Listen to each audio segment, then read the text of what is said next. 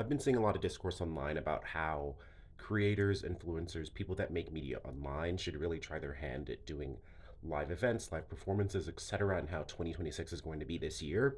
And I can say, as someone that has done media, as someone that has been an artist, as someone that has done political organizing, teaching, speeches, doing events in front of people, with people, sharing skills, educating, sharing emotion, it's so useful and it's a practice in humanity. And what I mean is when you care enough about something to do it enough to make your love for that thing legible in the world, it then becomes even more special to engage with that thing or series of things with other human beings that are earnest.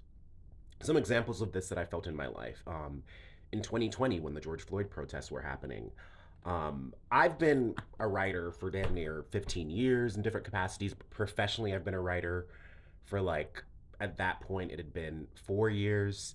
I read a lot of poetry. I did speeches at different rallies during 2020, and it was interesting to me to see people introduce me afterwards and be like, "Oh, this is the next person's up is Prince. He's a local poet." And I'm like, "I'm a fiction writer, blah blah blah blah." But it felt beautiful to be recognized for my love for writing in general. Um, this earlier this year, I did a teach-in on organizing in my home city, and I was sitting down before the teach-in happened, and I was talking to someone next to me, and someone in front of me turned around and they said, "Hey, you do a podcast, right?" Like I listened to it. And granted, maybe he went to that event knowing that I was going to be teaching, maybe he didn't, but it was beautiful that I'd spent so much time working on this podcast that someone who followed it, but someone who was a stranger to me, could recognize me from my voice. It was just so special. When I was on book tour, and that was after spending 6 years intensely writing about my life, mining all these questions, going to places, crying, finding triumph, whatever. Doing live events made me accountable to the conclusions that I drew in my book and also allowed me to deviate from certain conclusions because I'd grown, I'd changed.